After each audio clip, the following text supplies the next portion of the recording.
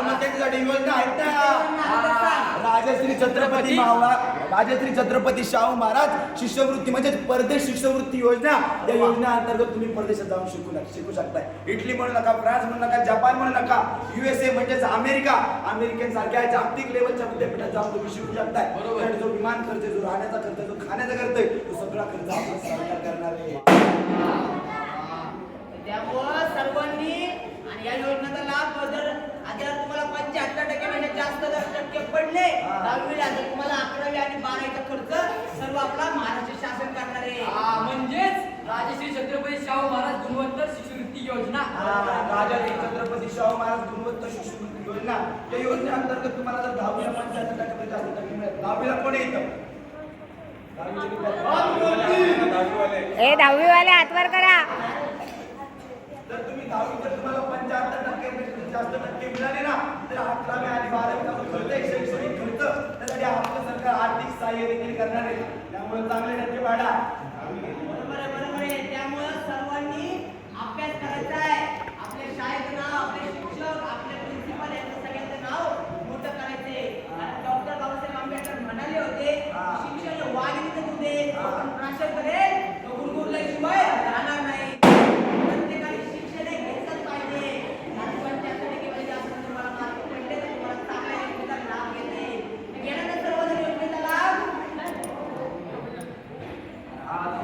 Madam, पण झालं नाही का? पण घ्यायचं ना मॅडम, आवाज निघत नाही. अरे घेणार का योजनेचा लाभ? आम्ही नाश्ता केल्यावर सांगा. अरे जोरात बोला. अरे घेणार का योजनेचा लाभ? अभ्यास करणार का? हो, मला आपल्याला सांगायचं ते का? आता बरोबर जे आपली चिकी आहे, आता यांच्यामध्ये काही कौशल्य असतील, कला असतील, त्याला वाव मिळाला पाहिजे का? बरोबर आहे. सगळ्यात महत्त्वाचं आहे बाबा.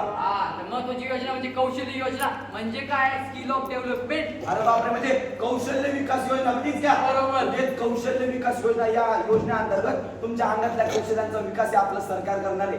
तर तो एकीला शिवणकामाचा तुम्हाला जर छंद असेल, किंवा कोणाला अभिनयाचा छंद असेल, कोणाला गाण्याचा छंद असेल, तर प्रत्येकात काही ना काही एक वेगळं कौशल्य असतं. जर अभ्यासात मन लागलं नाही, मन लागलं पाहिजे, पण जर अभ्यासात मन लागलं नाही, तर आपलं सरकार विकास कौशल्य योजना, या योजनेअंतर्गत तुमच्या कौशल्यांना वाव देणार आहे आणि तुमच्या कौशल्यांचा विकास देखील करणार आहे. वा वा वा. त्यामुळे सर्वांनी अभ्यास करायचा आहे आणि आपल्या शाळेचं नाव मोठं करायचंय.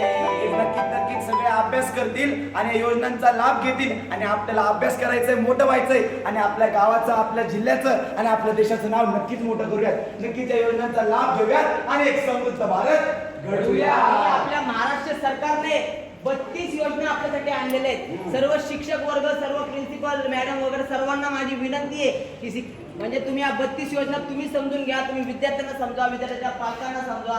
कारण 32 योजना सांगणं म्हणजे पॉसिबल होत नाही, कारण ते नाटक खूप मोठं होतं. त्यामुळे आम्ही 7 ते 8 ज्या महत्त्वाच्या योजना आहेत त्या सांगितल्या.